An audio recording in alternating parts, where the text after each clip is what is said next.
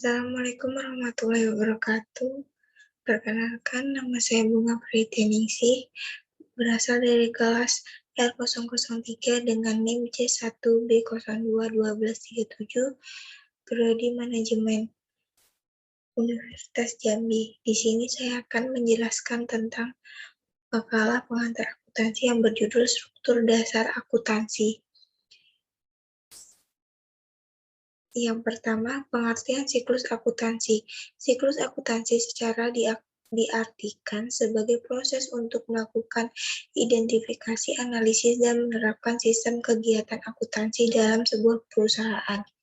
Tahapan siklus akuntansi yaitu yang pertama, identifikasi transaksi, yang kedua, analisis transaksi, yang ketiga, mencatat transaksi ke jurnal, yang keempat, memposting ke buku besar, yang kelima, membuat neraca saldo dan jurnal penyesuaian, yang keenam, menyusun neraca saldo, penyesuaian, dan laporan keuangan, yang ketujuh, menyiapkan jurnal penutup, yang kedelapan, membuat neraca saldo dan jurnal pembalik.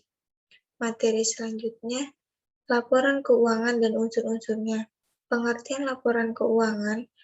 Secara umum, laporan keuangan adalah laporan yang berisi tentang transaksi pembelian, transaksi penjualan, dan transaksi lainnya.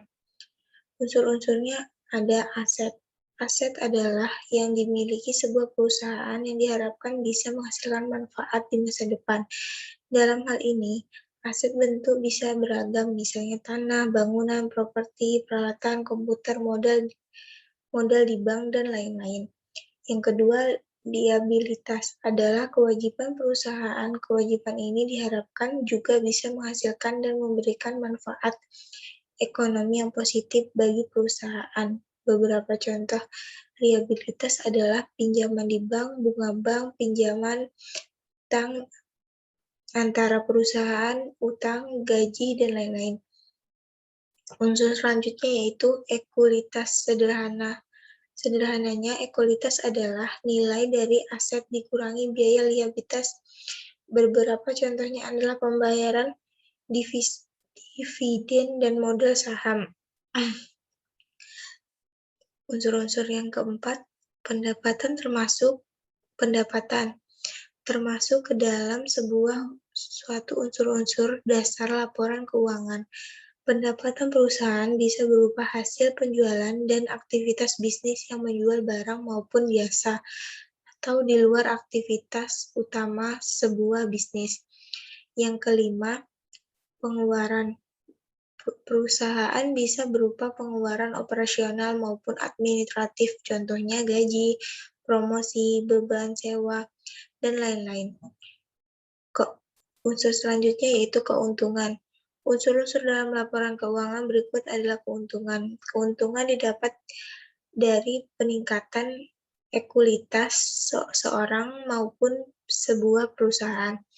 Yang selanjutnya yaitu kerugian, merupakan kebalikan dari keuntungan.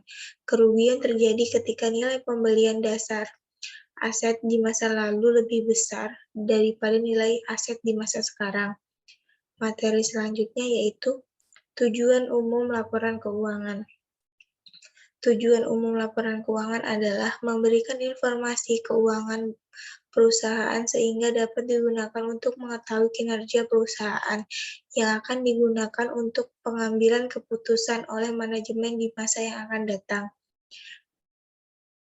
Materi selanjutnya yaitu karakteristik kualitas laporan keuangan. Yang pertama, dapat dipahami.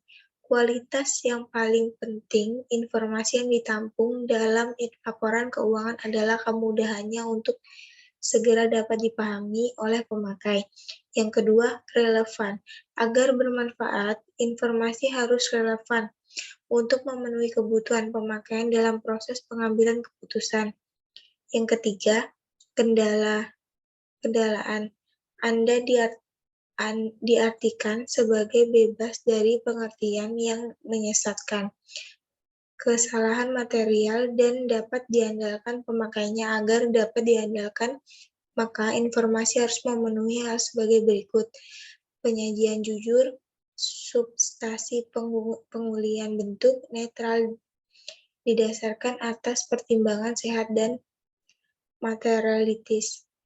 Yang keempat, dapat dibandingkan. Pemakaian harus dapat membandingkan laporan keuangan antara periode untuk mengidentifikasi kecenderungan, tren, posisi, dan kinerja keuangan. Materi yang terakhir, asumsi dasar akuntansi. Laporan keuangan disusun dalam disajikan sekurang-kurangnya setahun sekali untuk memenuhi kebutuhan sebagian besar pemakaian informasi keuangan. Asumsi dasar yang digunakan dalam penyusunan laporan keuangan antara lain asas akrual basic atau dasar akrual, asas cash basic atau dasar tunai, asas kesatuan usaha, konsep entitas, asas going concern, kelangsungan usaha. Selanjutnya, asas perbandingan pengeluaran beban dan penghasilan atau matching compare. Sekian dari saya, apabila ada kesalahannya mohon dimaafkan.